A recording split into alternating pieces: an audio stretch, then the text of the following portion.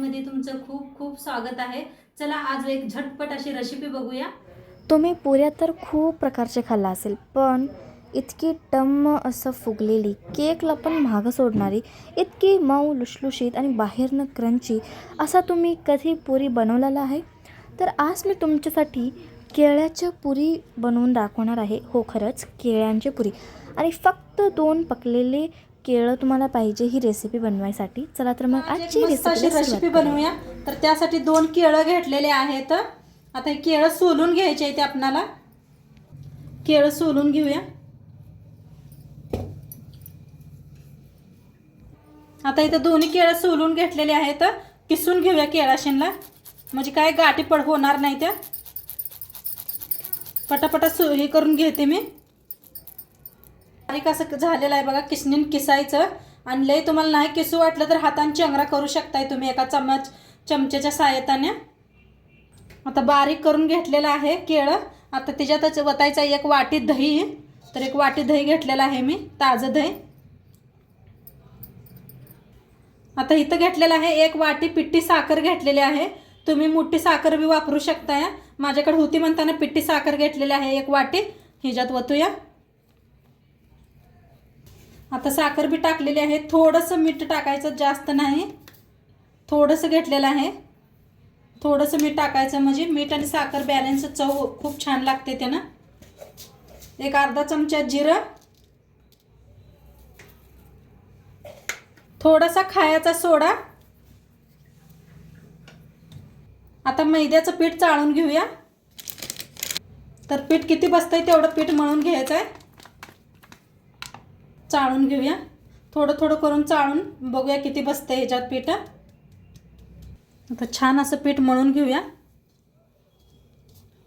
तुमच्याकडे मोठी साखर असली तर जरा मिक्सरला करून बारीक करून घ्या। तर छान असं मऊ पीठ मळून घेऊया। तर पीठ पातळ आहे अजून, तर आणि जरा घालून मळून घेऊया। तर पीठ चाळून घेतलेलं आहे आणि थोडंसं आता सगळं मिक्स करून मळून घेते। तर छान असं मळून घेतलं बघा। टाइम असला तर तुमच्याकडे 1 घंटा ठेवा पीठ झाकून, नसलं तरी बी जर एक अर्धा तास ठेवायचं आणि लगेच बनवायला घ्यायचं। असंच पाहिजे पीठ बघा। लगेच फुलून कसं वर यायला लागलंय, सोडा घातलाय म्हणून आपण। आणि खूप छान लागते खायला। सगळं पूर्ण व्हिडिओ बघा, नक्की तुम्हाला कळेल काय बनवायला लागलोय आपण। आणि आता थंडीच्या दिवसात बघा केळं लगेच खराब होतात, तर असं बनवून ठेवलं तर का नाही केळांचं मुली बी आवडीने खातात। आता थोडंसं 1 चमचा तेल वतूया। तेल वतून आणि थोडंसं मळूनच झाकून ठेवूया।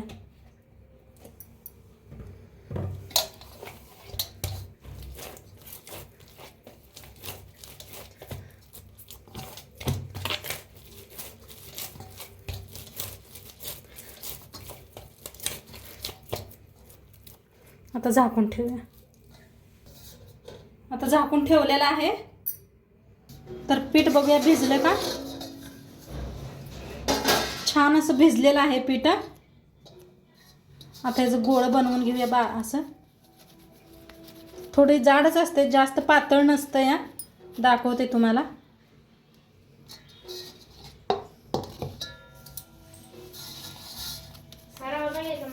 जरा पळपुट्याला तेल लावून घेऊया म्हणजे चिटकणार नाही। जसं पुरी लाटतोय तसं लाटायचं ह्याला बी।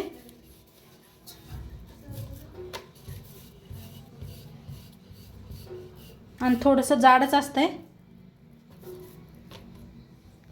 तर लाटून घेतलेलं आहे। जसं लाटेल तसं तळून घ्यायचं आहे ह्याला। तर आपण तेल तापलंय चांगलं, तेला सोडूया।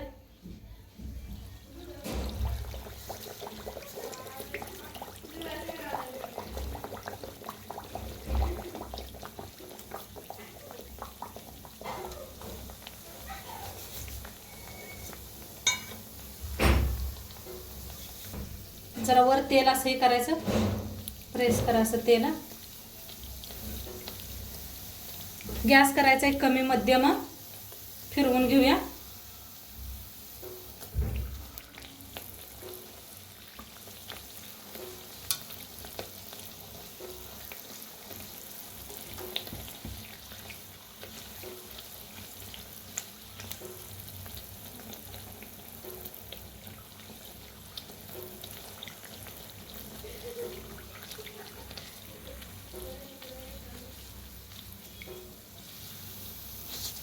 बघा कसं फुगायला लागले ते.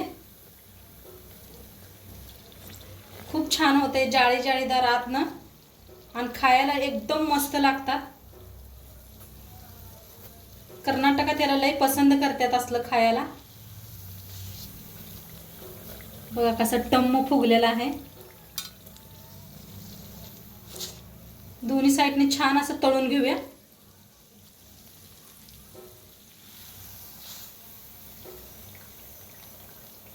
काढून घेऊया.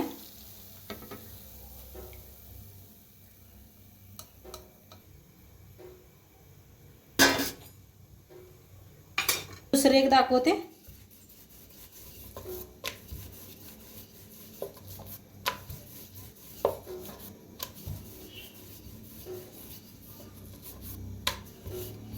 बघा किती गोल, किती मस्त या लागले.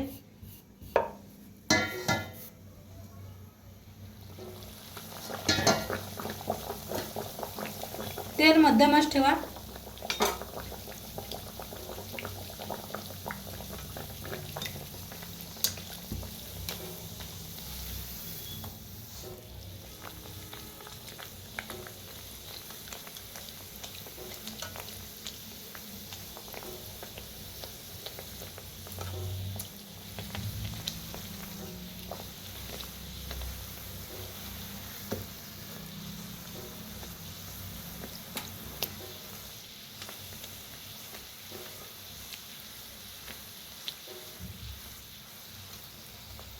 बघा मस्त फुगतात हे टम्म अशा. कसं बलून फुगते की नाही तसं फुगते बघ. आणि ह्याचा कलर असाच येत असतोय लाल. त्यापायी गॅस कमी करूनच ह्याला हे करायचं, म्हणजे छान आतनं पातूर तळलं गेलं जाते. आता सगळं ह्याच पद्धतीनं करून घेते. तर वाटायला आलं की नाही आपली कचोरीवाणी. कचोरी कशी अशीच फुगते बघा, त्या पद्धतीनं फुगलेलं आहे. तर सगळं असंच बनवून घेते आता. तर हे बघा मस्तपैकी असं आपलं मंगळूर बेन्स बनवून रेडी झालेले आहेत. बघा किती मस्त असं फुगलेले आहेत. मी तुम्हाला दाखवते इथं. हे बघा. आणि किती आतनं एकदम मऊ लुसलुशीत झालेलं आहे. बाहेरनं तेवढंच क्रंची आहे. ही खायला तर इतकी चव लागते ना. तर चला मी तुम्हाला एक तोडून दाखवते. आणि आतनं बघा ही किती जाळीदार झालेली आहे. म्हणजे असं म्हणजे केकला पण मागं सोडेन. तुम्ही बघू शकता एकदम ब्रेडवाणी दिसतं आहे आतनं. हे बघा काय मस्त झालेलं आहे आतनं. फिलिंग तुम्ही बघू शकताय किती जाळीदार आहे. आणि तुम्ही पण ही एकदा नक्की करून बघा. कुणाला कळणारही नाही की तुम्ही ही फक्त 2 केळापासून बनवलेलं आहे. तर आजची रेसिपी तुम्हाला कसं वाटलं मला कमेंटवरती नक्की सांगा. आणि जर तुम्ही चॅनलवरती नवीन असाल तर चॅनलला सबस्क्राईब करून घ्या. भेटूया अशाच नवीन रेसिपीसोबत उद्या संध्याकाळी 6 वाजता. तोपर्यंत खात राहा आणि मस्त राहा. Bye bye.